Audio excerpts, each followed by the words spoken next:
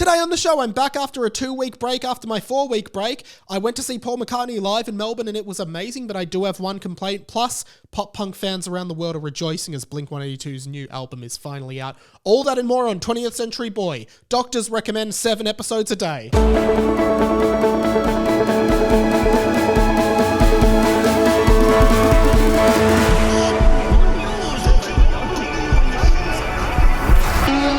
Welcome to 20th Century Boy. My name is Jetlag Mike, and this is the inside of my mind. Oh, guys. Okay. You know, it's funny because, and welcome to the show. If this is your first episode ever listening to this show, wow. Welcome. What a ride you're about to go on. But, I've been back for a while, and this is 20th Century Boy, my podcast. It's the conversations you wish you were having about the stuff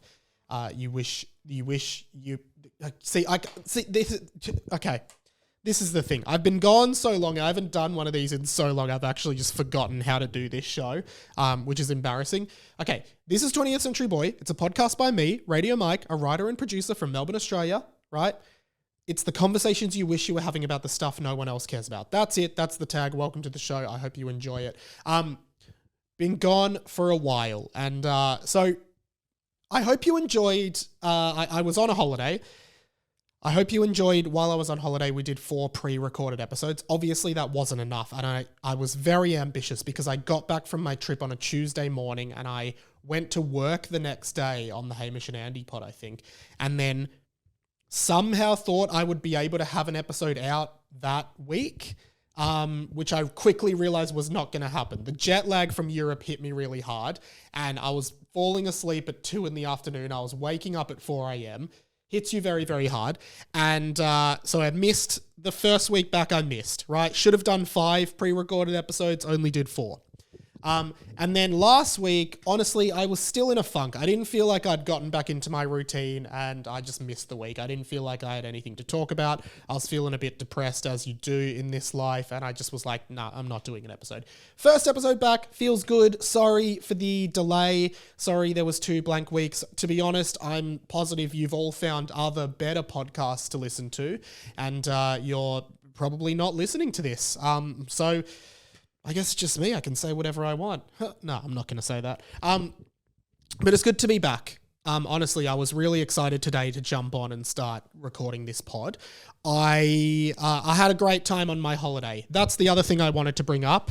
I did promise that every week of my holiday I would do a world tour bonus edition. Kept hyping those up. They didn't come. One came in the first week, and they became increasingly harder. Basically, the second week of the trip, we actually got COVID. And that killed that week, and then that just killed any momentum. And then I was actually like, you know what? I'm on holidays. I'm just going to not do it, which I apologize. I'm sorry. I promised all this content that didn't really come. But that being said, content continued on YouTube and TikTok and Instagram and stuff. Like, there was still plenty of Mikey going around. So yeah, but here's what I will say.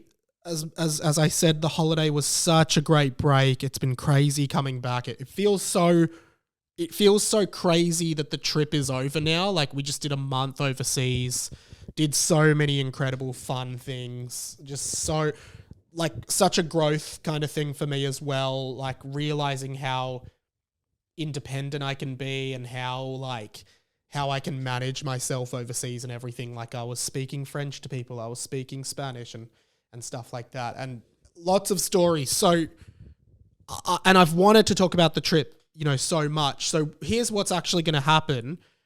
Over the next few weeks, I'm going to be putting out sort of hopefully every Friday I'm going to be putting out, just what I would have done when I was on a trip. I'm just going to do them now. So I'm going to talk about everything we did. So I'm going to talk about Valencia and Mallorca and then Paris. And I'm going to do a full episode on Disneyland in Paris, which was fucking amazing. Oh, I can't wait for you guys to hear that. I'm going to do, and then London, and then Ireland. And then I'll also do over on the Harry Potter and the Boys feed at some point, my thoughts on the Harry Potter studio tour over in the UK and a Harry Potter walking tour I did in London. Heaps of stuff. So yeah, that's what I'm promising you guys over the next few weeks. Bear with me though, as always, independent podcast. Thanks to a bunch of people who jumped on the Patreon while I was away at high tiers. We have a couple new Patreon supporters up there. Let me just grab your names. Patrio Brooke and Patrio Tristan both jumped on at the senior producer tier while I was away. So thank you so much, guys. And thanks to all the Patreon supporters. There's 55 of you this week. It's all self-funded, this show. All the work is self-funded. And any Patreon support, patreon.com/Radio Mike. You get the Pat and Mike show every Friday. Oh, and that's what I was going to say. Those World Tour episodes, I'm going to film. So there'll be videos of them and I'll put photos and stuff in. But the video versions will be for Patreons only. So if you want to watch those, if you're a fan of the video casts on YouTube, Patreon will be the only place you can watch videos. Audio will be for everyone though. Videos just for Patreons as a little incentive. Pat and Mike will hopefully be back this week as well. So I genuinely appreciate everyone supporting the Patreon. That's what keeps this show running. But yeah, it was so weird. Like, I've never been on such a long haul flight before. As I said before, I went on the trip. And it's the 13-hour flight or 14-hour flight back, because we went from Dublin to, and I'll probably talk about this on the actual world tours, but Dublin to Dubai and then Dubai to Melbourne's 14 hours. Like, that's the thing about Australia. It's so hard to get anywhere. It's so far away. And just that 14-hour flight, that final barrier to getting home. And then, I was just wrecked for a week. I still don't I still don't feel like I'm even back into my routine. I still feel a little bit just weird, but that's probably just me. But it's obviously been a while since you guys heard from me, and I miss talking to you. I think I actually realized while I was away, I just miss talking to you guys. I don't have that many friends. So I miss just when something happens, when there's a cool story or I see something, and that's what this podcast is about, the conversations you wish you were having about the stuff no one else cares about. That's what this podcast is. It's my meandering thoughts about shit I like that no one else will listen to. So I'm I really want to tell the podcasters about this, right? And so I'm really glad to be back, but I thought, okay, you guys haven't heard from me for a while. So what I'll do is a new segment that almost certainly will be a one-off segment. We will almost certainly never do this segment again. And that's because this segment is called this: 5 mildly interesting things that have happened since we last spoke. It's 5 mildly interesting things that have happened since we last spoke. I mean, the title really just says it all.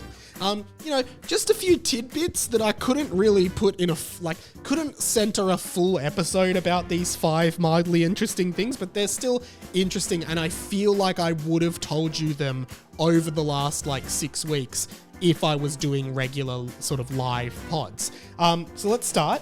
Number 5. Number 5, got an Apple Watch. So that's mildly interesting. Got an Apple Watch, finally caved into the Apple ecosystem. I'll tell you what, actually, this is a story I was telling Claire the other day. I actually remember being my whole life I was PC, never had used a Mac, right? PC all the way. And then I remember in one of the first few meetings when I first started working on the Hamish and Andy podcast, 6 or 7 years ago, I walked into the room. I had my big HP laptop and I had my Samsung Galaxy phone. And I remember someone was just look at you, you're in a room full of people with iPhones and MacBooks and you've got a Samsung and a HP. And from that moment on, I was you know what? I'm moving to Apple. That was the symbol I needed that I was wrong, right? And now, 6 or 7 years later, I've got iPhone, I've got an iPad, I've got an Apple Watch, I've got 2 pairs of AirPods, I've got 2 Apple TVs, I've got a Mac Mini, I've got a MacBook Pro. I'm so in the Apple ecosystem, it's not funny. All that because one person dared to try and embarrass me and make me look stupid. Changed my whole life, but I love Mac. Loving the Apple Watch. I love sending texts on it. Like I just like, hey Siri, text mum. Hey mum, how are ya? That's actually going to send to mum, right? And she's going to, now it's saying all of this as well. No, don't send this to mum. Hang on. Okay, I'm just going to have to cancel that. Sorry, guys. Anyway, I got an Apple Watch. It's been cool. If you've got one, tell me cool stuff I can do with it because the battery life isn't that good. This is a Series 9. I don't know. Anyway, mildly interesting. Don't want to spend too much time on it. Let's keep moving. Number four. This is a really interesting thing that I've been thinking of for a long time. And if you follow me, like if you ever speak to me online in Insta DMs, texts, Twitter, the Discord for this pod, which everyone is free to join, you might have noticed this, but after many, many years, I have decided to swap from LOL, to LMAO. Bam. I know that's a huge call because I have never been a LMAO guy. I have always just been a LOL or a haha or a ha ha ha ha ha ha ha, right? That's all I've ever been. I have never, ever done LMAO. And I don't know what changed recently for me, but I just thought, you know what? I've been doing LOL for a very long time as my preferred text message mode of laughing. I want to go to LMAO.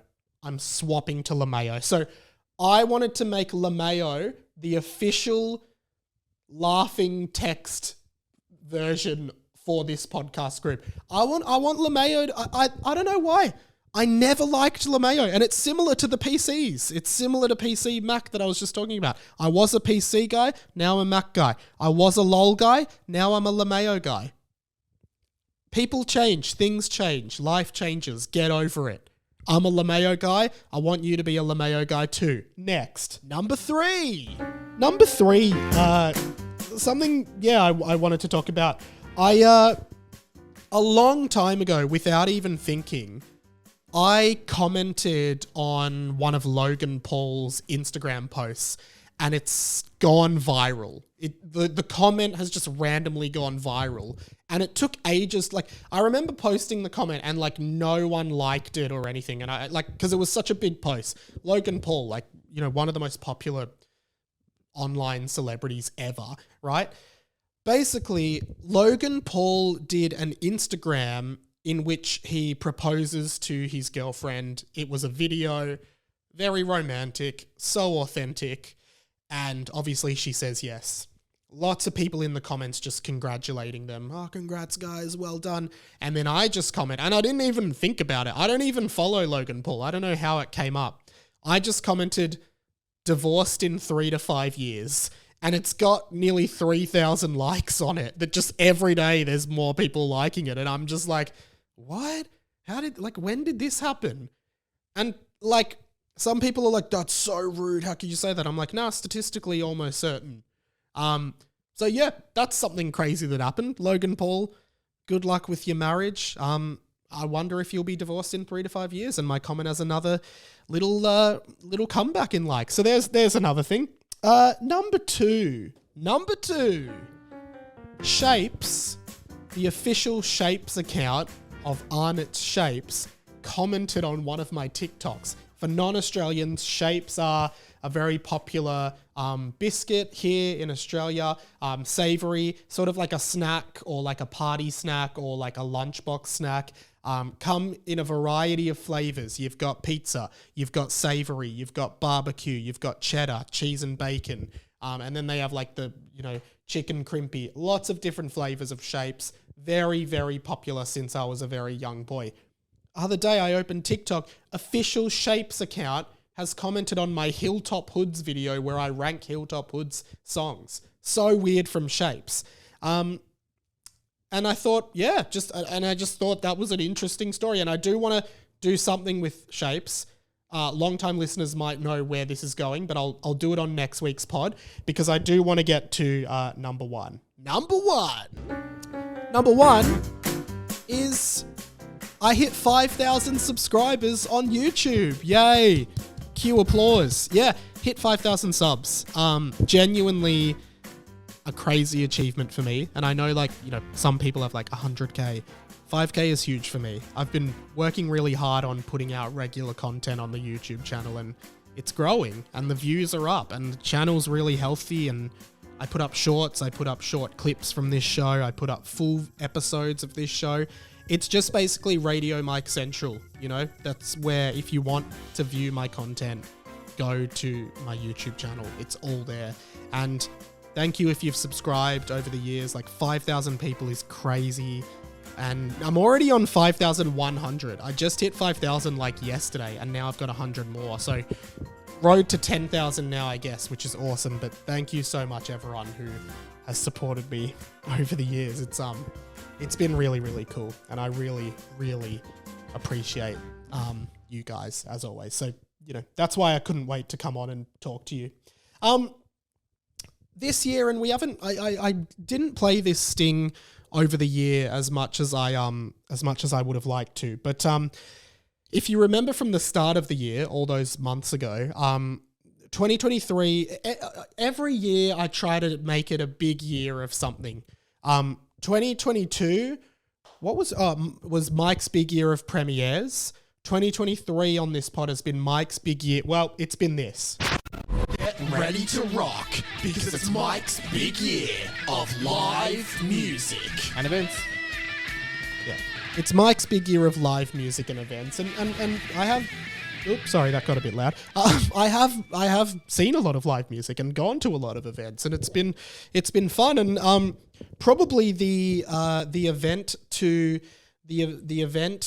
end all events was Saturday night here in Melbourne, where I went to see Paul McCartney. I have so much to say about this, and I know producer Pat, who also was at that concert, he wants to talk about it as well. So we'll probably talk more about it on the Pat and Mike show, patreon.com/Radio Mike. Give $4 a month. It's $1 an episode. But anyway, I have so much to say about this. Paul McCartney's show in Melbourne, honestly, one of the best concerts I've ever been to in my life.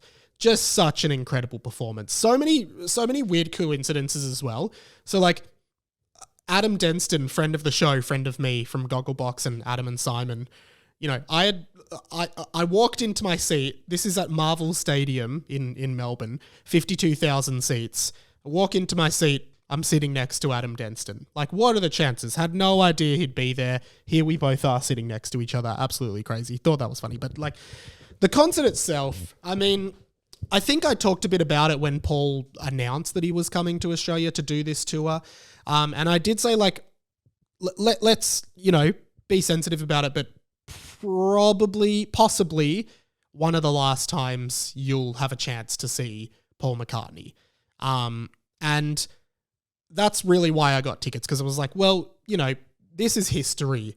You know, this is the Beatles. This is Paul McCartney, one of the most prolific and incredible songwriters of the last 100 years, or, you know, of my lifetime and before my lifetime, you know, and he's in his 80s, and this guy just puts on an incredible show. Like, you'd think someone in their 80s would be slowing down, would be weak, their voice would be struggling, but this guy just owned it. He just absolutely owned this entire show, did so many incredible songs, and just put on a show. Like a show like no other I've seen, and such a humble, cool dude. Like, I genuinely you just look at him and you're like, you're cool. You're an awesome, like, and the atmosphere was electric. And, you know, I did think, like, I have to see Paul McCartney live. That's a once in a lifetime opportunity. You have to see it. So I went, was not disappointed. And another thing I realized about Paul, and I've always known it, like, we all know it, but like, he plays, he's such okay, this is going to sound so stupid what I'm about to say, but hear me out. He's such a good songwriter. He's playing so many songs from his entire back catalogue. Yes, there's Beatles songs. He started out with Can't Buy Me Love, classic, but then he has Wings, right? That was his project after the Beatles. He's got Paul McCartney's solo stuff, right? Playing stuff throughout his entire catalogue and like new stuff. And every song, even if you don't know them, because, you know, I haven't explored his discography much other than the Beatles, you're just like, this is just a good song. This is just like, this is a great song. It's an incredible, like the way they're written, the way they're performed, they're just good songs. And I never even realized how prolific a songwriter he was. Like, you know, I know all the Beatles stuff. I've heard all the Beatles album. I love the Beatles, but then try to keep track of this guy's discography. He's got, I was talking about it in the Discord, which again, you're free to join. Look at this. He's got, he did 5 classical albums. He had a side project called Twin Freaks. Obviously he had Wings, with Linda McCartney. He had an ambient electronic album in 2000 called Liverpool Sound Collage. He had another side project called The Fireman. He also put out a few albums like under a different name. He's had like heaps of solo albums. He's collaborated with so many people. You know, he did songs with Michael Jackson. He's done the song with Kanye West, and Rihanna, the 4 5 seconds. He just collaborated with the Rolling Stones on their new album. He plays bass in one of the songs. Like, it's just unbelievable how prolific this guy is and for the quality of his music to be so good. But anyway, back to the concert. I have to say, and you know, I've been to a lot of concerts, a lot of good ones. I think probably the best live experience I have ever been in is Paul McCartney playing Hey Jude. It was just incredible. Like, such an iconic song, but the way he encouraged the crowd to just get into it and just... This is audio from the night. This is from the Melbourne show the other night. Just take a listen and imagine being in this atmosphere.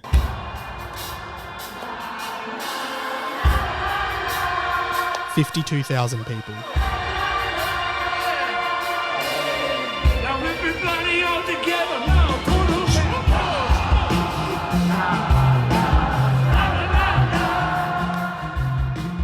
Similar feelings when he played Obla Dee Obla Da, classic song, and encouraged everyone to get involved in that.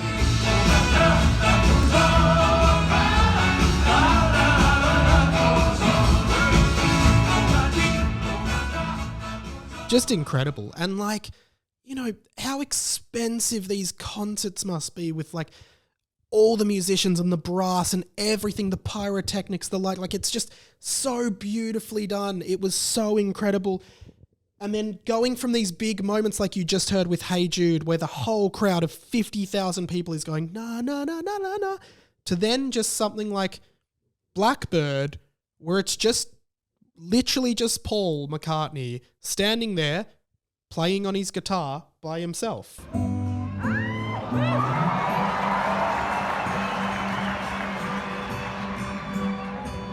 Blackbird singing in the dead of night. Take these broken wings and learn to fly. That was a beautiful moment. And it's just like, you know, when he's doing that, you're looking at this guy, and I always think like, you're just looking at this guy, he's playing the other side of the world from where he grew up in front of 50,000 people, and you're just like, wow, like one day, 65 years ago or whatever, this guy met John Lennon. They started playing music together. They started writing music together. And look at the legacy of that. Like, imagine how different would the world have been if John Lennon and Paul McCartney didn't meet that day. Just how the world would have been completely different.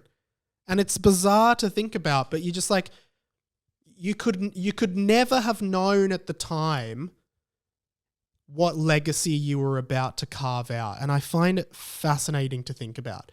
Just that one day John and Paul met and they started writing music. And now, 60 years later, Paul McCartney's playing, aged 81, a song with him and his guitar that he wrote all those years earlier. He's just standing there on a stage in front of 50,000 Australians playing it, and everyone's singing along. Everyone hears that first note, literally that first twang of the guitar, and everyone immediately knows what's about to be played. And I just think it's incredible to think about sometimes, because John Lennon and Paul McCartney meeting, it didn't just change music. I genuinely think it changed the world. I genuinely think the Beatles changed the world. And if that meeting never happened, I'm curious as to what the world would have looked like. And you just think, if one thing went differently, it would be a completely different world, butterfly effect vibes. Great moment as well, because he played I Got a Feeling, which of course John Lennon sings in, and this sort of vision of John Lennon came up to sing his part. This is audio from the night.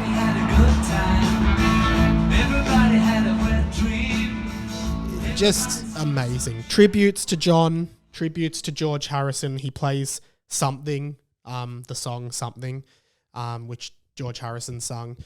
No mention of Ringo. Paul McCartney did not mention Ringo at his show. Tribute to John, tribute to George. Obviously, they have died, so he's paying tribute to his friends that have gone, but didn't even mention Ringo. Did not mention the name Ringo at all, which I think is a shame. I would have liked to hear him be like, let's hear it for Ringo. That's a terrible Paul McCartney impression. But anyway, but the one glaring omission, and I gotta say, it upset me. This genuinely upset me. Paul McCartney didn't play Yesterday at his live show. I don't understand why he did not play Yesterday at his live show. Yesterday is one of the most iconic songs in the history of the human race. You cannot deny that. It is actually, I think, the most covered song in the history of music. I think the song Yesterday by the Beatles is the most covered song in music. And it's surely one of their most famous. It's surely, I don't have to tell you, And he didn't play it. He played Let It Be. He played Hey Jude. He played Blackbird. He played Can't Buy Me Love. He played so many classics, but he didn't play Yesterday. That's the whole reason I went. I actually said to myself, hey, Mike, you've got to get a ticket to this show, because I think in your lifetime, you have to hear Paul McCartney play Yesterday live. And I still haven't. I actually want to put it out there. What band did you see, or what artist did you see, and they didn't play the song that you wanted them to play? Because I just thought Yesterday is the quintessential song that Paul McCartney would have played, but he didn't play it. Come on, Paul. You know why we're here. We listened to all your solo stuff. We listened to all your Wing stuff. We indulged you. We heard all your new stuff. We liked it. We clapped along. We nodded our heads. We tapped our feet. We enjoyed it. So play Yesterday for us. Throw us a bone, man. Come on. That's the whole reason we went. No, now I'm sounding ungrateful. It was an amazing night. But I was really shocked he didn't play Yesterday. That's such a beautiful song. It would have been, Blackbird and Yesterday have very similar vibes. But I just thought he would have ended with Yesterday. But unfortunately, it was not to be. And in the words of Paul, maybe I should let it be. That was terrible. Maybe we should move on. I feel like I have so much to talk about, and this episode will probably go long, which is good. There might be some stuff left over for next week, which is also very good. I did want to say I'm going to start doing polls on Spotify every week for you guys to answer. There's a thing on Spotify when you listen to a podcast that says, what did you think about this episode? And you can comment. So please do that. Send any feedback there. And you can also send feedback for every episode. As you know, radiomikepod@gmail.com. Send me an email. Instagram me at radio.mike. TikTok comments, YouTube comments, Twitter at It's Radio Mike. Would love to see some more tweets about the show, or just post in the Discord. If you want to be in the Discord, it's a great community. Just send me a message. But I'm going to do a poll on the Spotify as well each week. So I want you all to vote on the polls if you can. So I reckon this week the poll is, should Paul McCartney have played yesterday? Yes or no? Simple. Go answer it now on Spotify. And if it's a no, comment why you actually think he shouldn't have. Why shouldn't I be upset that he didn't play yesterday? There you go. There's your little project. Of course, if you're on Spotify, rate the podcast 5 stars as well. That would be absolutely awesome. I do need to continue though. I think, and I did a tweet about this. I always just tweet my thoughts, and then, like, if you follow me on Twitter, I reckon you'd know what I'm thinking of talking about on the podcast before the podcast comes out, because most of my tweets I like end up using for content on the show, because anyway. It is currently a renaissance for pop punk fans. I feel like every 4 or 5 years, all the same pop punk bands are kind of on a similar album release cycle. So every 4 or 5 years, all the big pop punk bands put out albums, and everyone at the same time gets back into hype and gets back into their like teenage selves. In the last few weeks alone, right? Of course, Blink-182 just put out their new album One More Time, which is an absolute banger. But over the last month, right? So we also had a new single from Sum 41, classic band. I've spoken about them on this pod so many times before. And it's back to their pop punk roots. It's called Landmines. Absolutely great. I can't help but walk through your landmines. And then if that wasn't enough, right? Green Day have now started teasing their new album with a new single that should be out by the time this podcast is out. Green Day has also announced their new song, "The American Dream Is Killing Me." I just think this is such a peak time to be alive for people who grew up listening to those bands. When I was a kid, when I was a teenager in like year 8, year 9, the golden trilogy of bands was Blink-182, Green Day, and Sum 41. And in the next, like, within the space of like 3 or 4 months, all of them are putting out new albums, right? It is such an incredible time for me to be alive, and I encourage you to get around these albums when they come out, because the pop punk movement is such a beautiful movement of music, and I'm so glad that these bands are still around holding the torch for that era of music. But of course, I do have to talk a little bit more talk about Blink-182's brand new album, One More Time. I did do a full review on YouTube, and I was actually the first person in the world to review the album. Go Mike. And I'll get to that a bit later, but I was the first person in the world to review the new Blink album, and I absolutely love it. And I've been listening to it every day on repeat since it came out. And, you know, I feel like most people who listen to this podcast are just similar people to me, probably know at least the broad strokes of the Blink-182 story. But just a quick recap. This is the first album in a very long time featuring the most well-known lineup of Blink-182, which is Mark Hoppus, Tom DeLonge, and Travis Barker. Mark and Tom, obviously co-lead singers of Blink-182. Tom, the much more raspy, nasally Californian twang, the one who goes, "Don't waste your time." And Mark is the more kind of conventional, smooth, sort of deeper voice vocal tone, which is the one that's like, "Hello there," right? We all know that. They're back together. They've done this new album. It's amazing. It's such a great combination of all of their musical stylings across the years, and I'm in love with it. Go watch the review on YouTube, but I did want to talk a little bit more about it on the pod, because I think it's such an open and honest and earnest album, and they have this song called Anthem Part 3. It's the first track on the album. They had a song, obviously, back in 1999. They had a song called Anthem. 2001, they had Anthem Part 2. 2023, they've got Anthem Part 3. And the lyrics are so beautiful to me because it's so clear that they are reflecting on themselves. I've actually got isolated lyrics here. I love how they sing. I'll play it for you, but the lyrics are, and it's clearly about the band. This time I won't be complacent. The dreams that I gave up and wasted.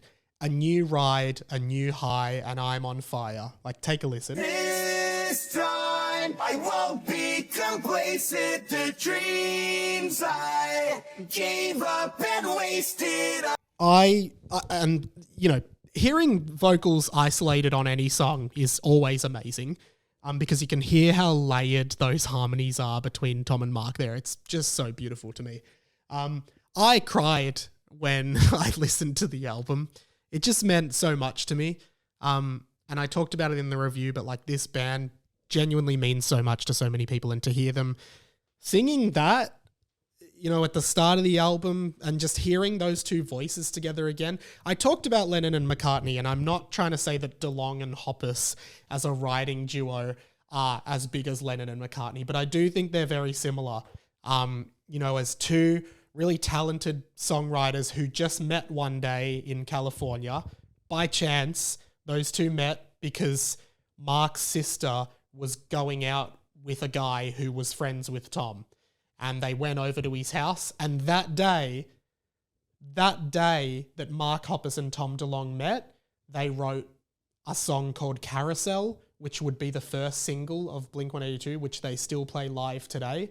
It's a fantastic song. They wrote it the day they met in a garage.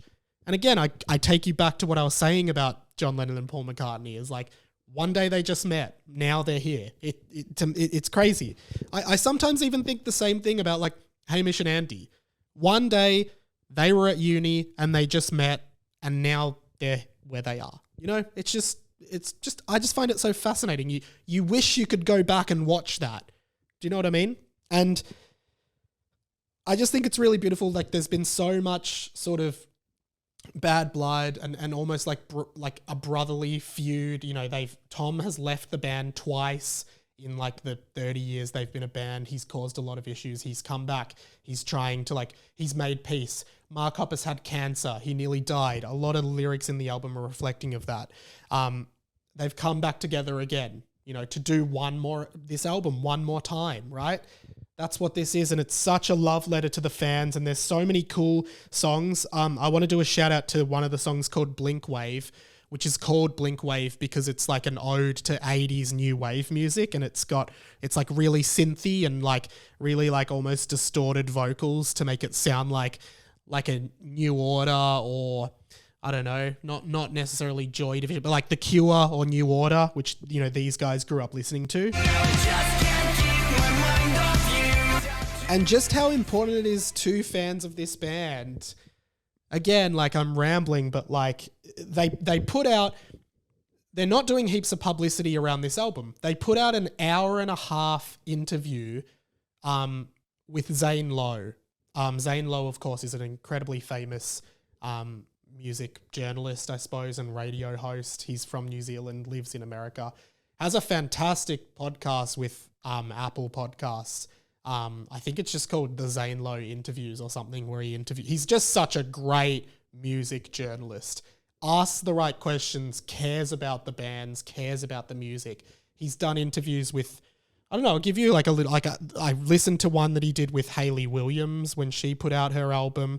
Who else have I listened to? Like, I'm just looking at it now. Post Malone, Metallica, Kesha, Linkin Park, Fall Out Boy, U2, Damon Albarn from Blur, Paramore, Pink, you know, so many great, Slipknot, so many great interviews, and he gives a shit about music. Like, if you like music, listen to Zane Lowe. And that's why Blink-182 got him to do this big interview. And if you're a fan of Blink, watch it. If you're not a fan of Blink, watch it anyway, because you'll learn so much. And there were two things that stood out for me. First is like how bad things were in the band. Like, Mark actually says this at one point. Like, they're all in a room together. Clearly, they've had a lot of open conversations, but Mark says this. I didn't know that Blink would ever get back together or that I would ever share a stage with Tom. And I told management, I told Travis, I told everybody, I'm like, I'm not setting foot on stage again with that dude. Not a chance. So Mark was just so bitter at Tom for leaving the band again after their first reunion in like 2011, right? And of course, Matt Skiba from Alkaline Trio joined the band. They did 2 albums with Alkaline Trio, one of which was very commercially successful and critically successful, was nominated for a Grammy, was, I think, one of the highest charting Blink-182 albums of all time, right? They then did another one called 9. That was the name of the album. Wasn't as commercially or critically successful. And then I think from there, what I gather from this interview is it was Travis Barker who actually was the one pushing for Tom to rejoin the band and for the original trio to come back. And I loved hearing this from Travis because I do think it's true. And that's not to say I don't think Matt Skiba did an amazing job in Blink, but I just loved hearing this. Take a listen. And then we got to a point where after talking to Tom a few times, I would talk to Mark and I'd be like, I really feel like Blink is me, you, and Tom.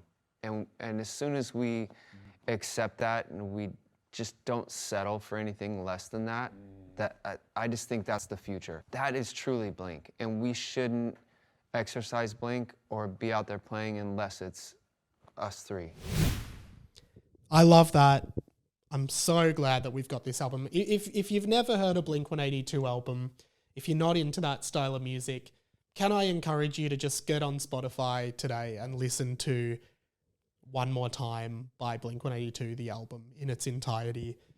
Just listen to it, mull it over. It might not be for you, but just listen to it and know how much went into this record, how much history is in this record, and how much it means to like people like me and, you know, millions of people around the world who, you know, have sold out so many shows all around the world. I was trying to go to one of the shows in Portugal while I was overseas, but I couldn't get tickets. But anyway, final thing before we wrap is, of course, I also picked up a couple new games when I got back, because not only was October 20th a huge day for Blink-182 fans, it was also a huge day in gaming, because both Spider-Man 2 and Super Mario Bros. Wonder both came out that day.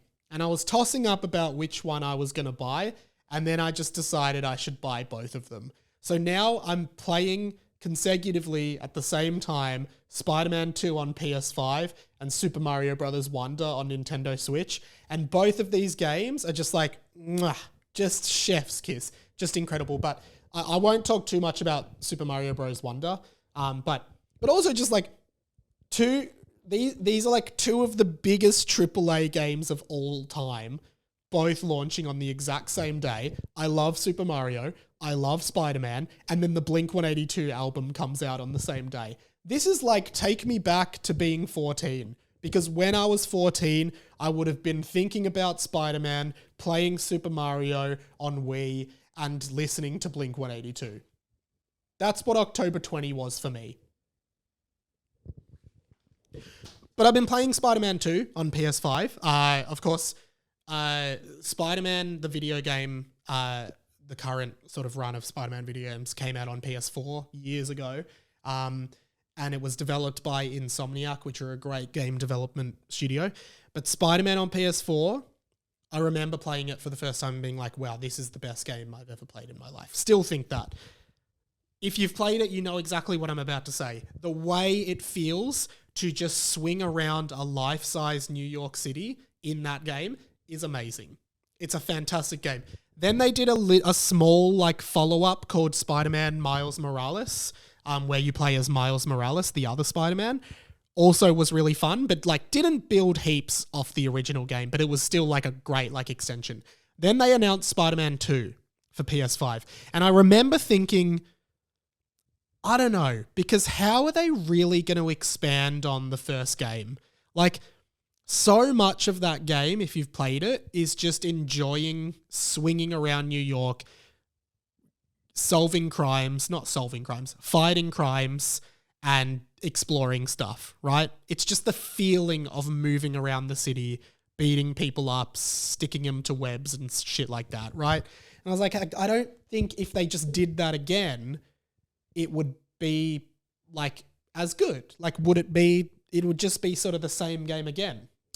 I was wrong, because they've added so much stuff and it feels amazing and it like runs even smoother on PS5. And now you can swap between Peter Parker and Miles Morales. I've only played for a few hours.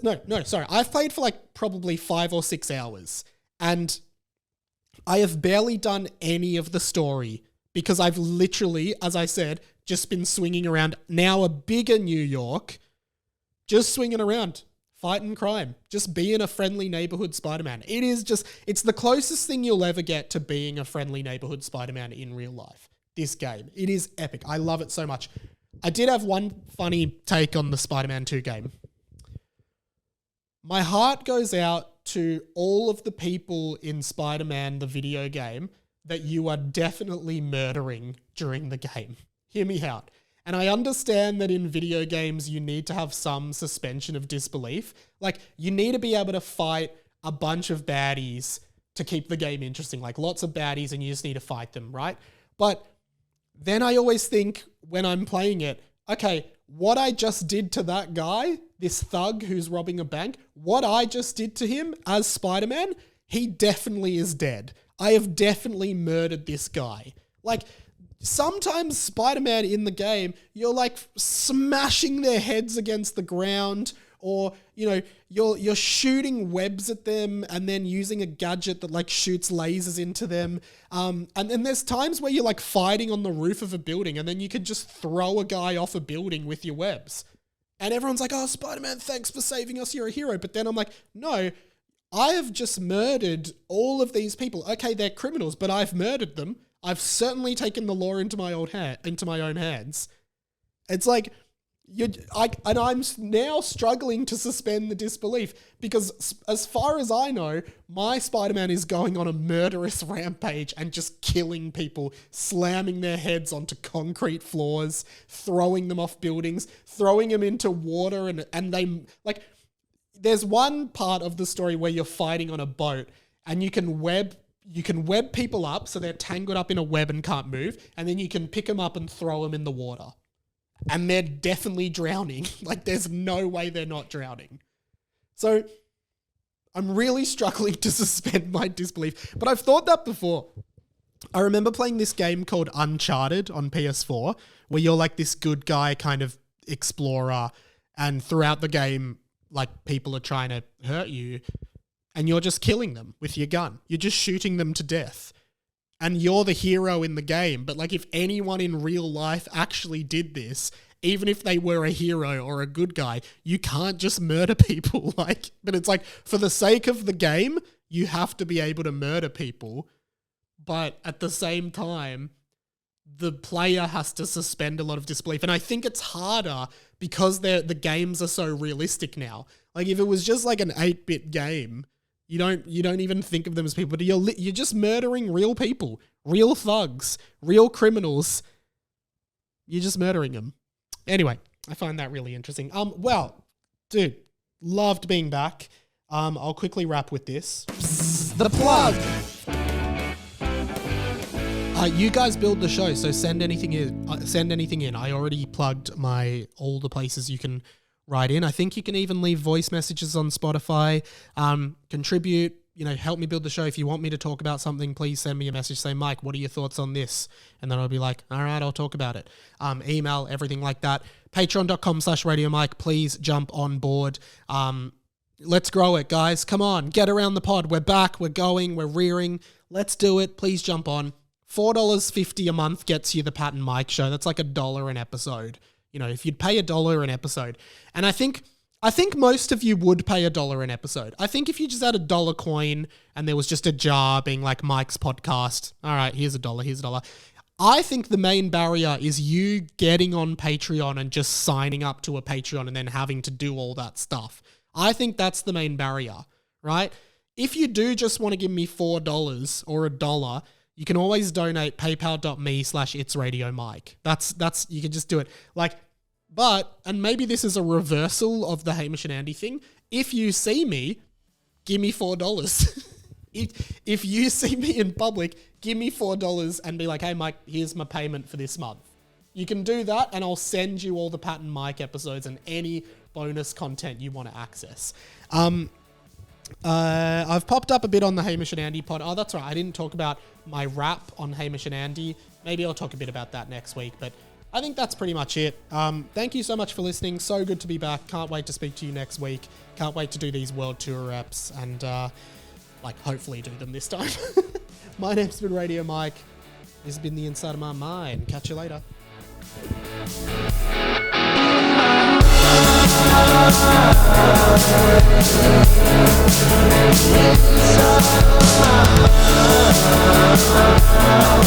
Inside